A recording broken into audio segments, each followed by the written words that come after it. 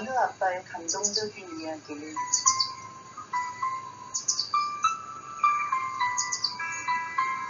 아내가 어이없이 우리 곁을 떠난 지 54년. 지금도 아내의 자리는 크기만 합니다. 어느 날 출장일로 아이에게 아침도 챙겨주지 못한 데 출근길에 올랐습니다. 그날 저녁 아이유와 인사를 나눈 뒤에 양복 상의를 아무렇게나 벗어 던지고는 침대에 벌러덩 들어누웠습니다. 그 순간 뭔가가 느껴졌습니다. 빨간 양념국과 손가락만한 라면발이 이불에 퍼질러진 것이 아니겠습니까? 컵라면이 이불 속에 있었던 것입니다. 이게 무슨 일인가 하는 뒷전화도 하고 자기 방에서 동화책을 읽던 아이를 붙잡아 장단지며 엉덩이며 마구마구 때렸습니다. 왜 아빠를 속상하게 해? 하며 때린 것을 멈추지 않고 있을 때 아들 녀석의 울음소리 몇 마디가 손을 멈추게 했습니다. 아빠가 가스레인지 불을 한 번 켜서는 안 된다는 말, 보일러 온도를 높여서 데펴진 물을 컵라면에 부어서 한 개는 내가 먹고 한 개는 아빠 드리려고 식을까봐 이불 속에 넣어둔 것인데 가슴이 메웠습니다. 아들 앞에서 눈물 보이기가 싫어서 화장실에 가서 수돗물을 틀어놓고 울었습니다.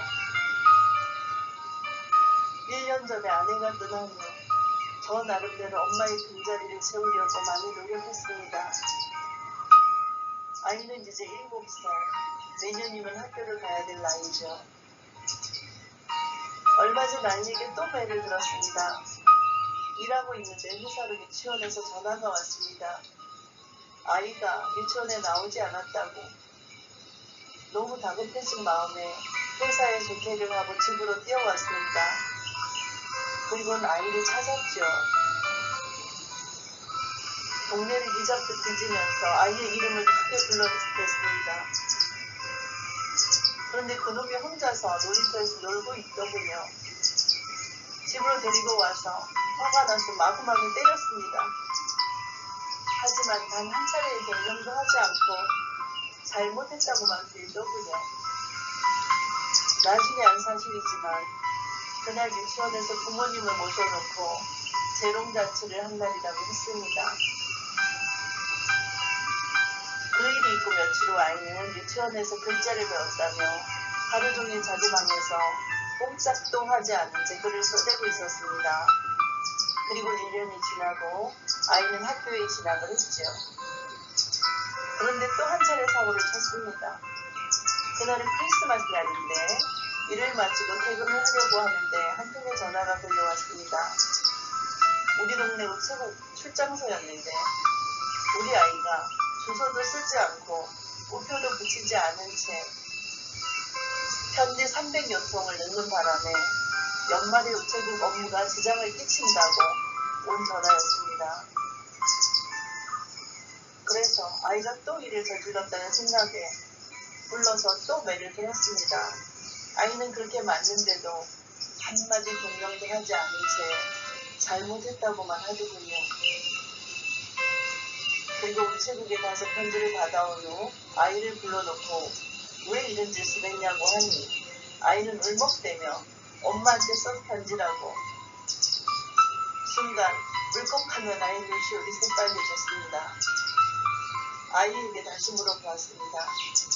그럼 왜 한꺼번에 이렇게 많은 편지를 보냈냐?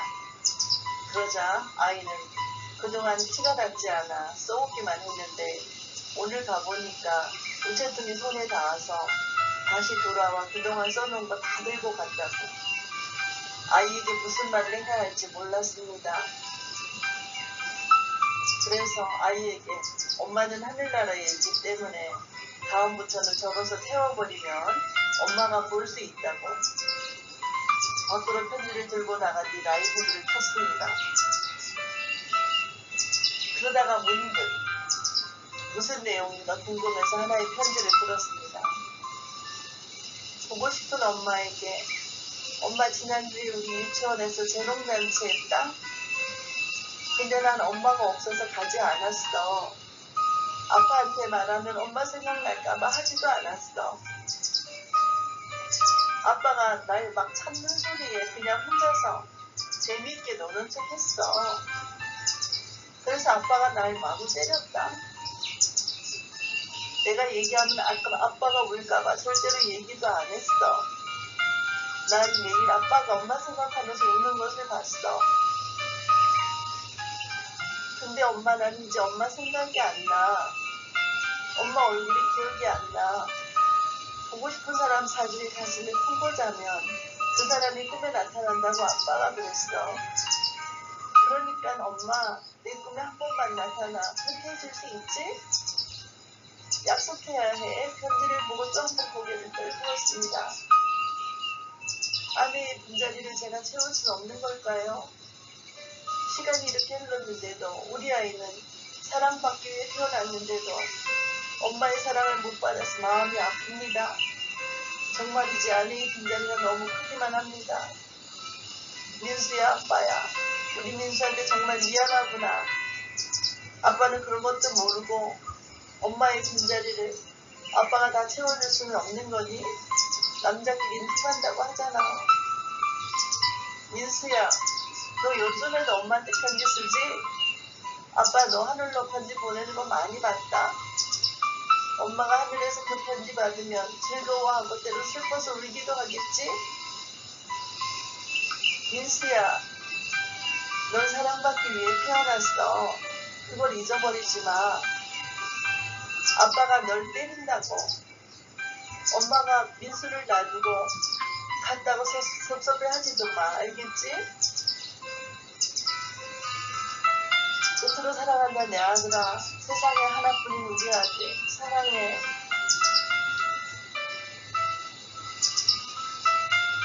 이 글의 주인공들은 실존 인물이며 실화입니다.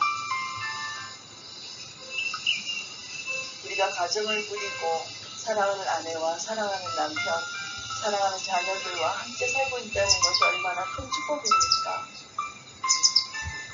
이런 현실에 대해서 감사하고 가족을 더욱더 사랑하는 아름다운 삶이 되기를 축복합니다.